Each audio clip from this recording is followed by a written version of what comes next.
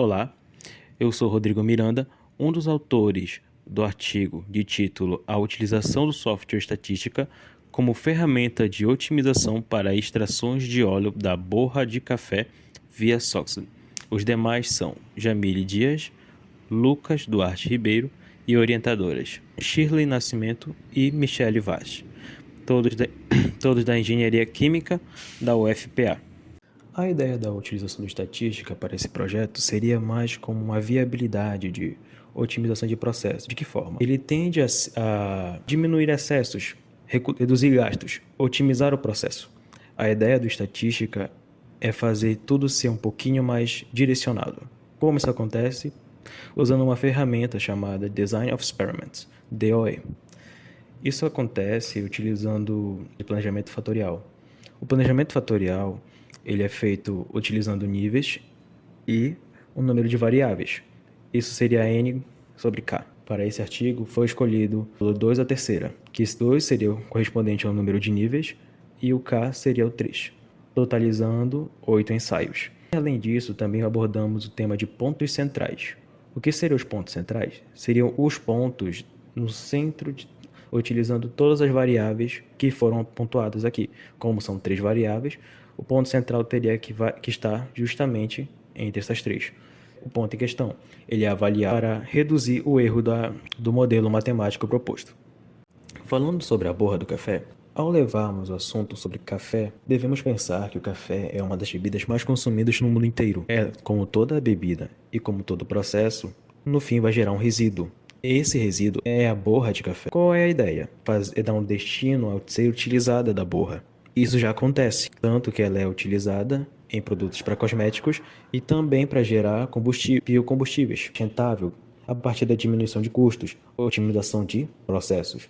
Com isso, eu posso escolher fatores que afetem na extração do óleo da borra de café, que pode ser utilizado para diversas áreas de trabalho. E avaliando pela literatura, conseguimos ver os fatores que podem influenciar nessa extração, que seriam a granulometria, a temperatura de secagem e o tempo em que ocorre a extração. Pensando nisso e avaliando também pela literatura, decidimos que os pontos para cada um, no caso da granulometria, seria 0,8 milímetros e o máximo de 1,2 milímetros. Para a temperatura de secagem, o mínimo seria de 30 graus Celsius e o máximo de 60. Se vê o tempo da extração, pensamos como mínimo 2 horas e o máximo de 6 horas.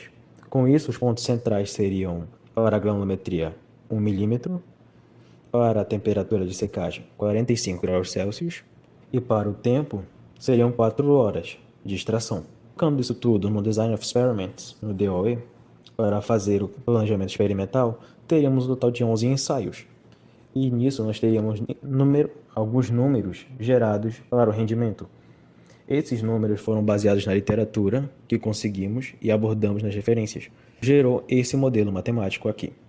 Com todos os valores já definidos e baseados na literatura, vamos verificar os fatores e como eles afetam a extração da Soxhlet de acordo com o modelo mostrado a partir do gráfico de Pareto, e verifiquemos que a granulometria, a temperatura e as seguintes interações: temperatura e tempo de extração, e também a granulometria e temperatura como os principais fatores e interações e afetam significativamente o gráfico. Mostrado pela nova, o coeficiente de regressão se dá em torno de 99,4%, assim como o ajuste no modelo é de 97,9%. Com todos esses valores, podemos verificar que, por meio de cálculos, a média quadrática residual está em torno de 49,88%.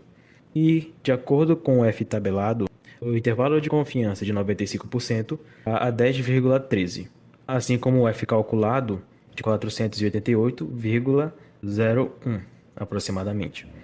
Com isso, façamos o cálculo do teste F, o valor encontrado é de 48,2% aproximadamente, e isso é maior que 1. O cálculo realizado mostra que o modelo apresentado do software é estatisticamente significativo, apontado pelo teste F.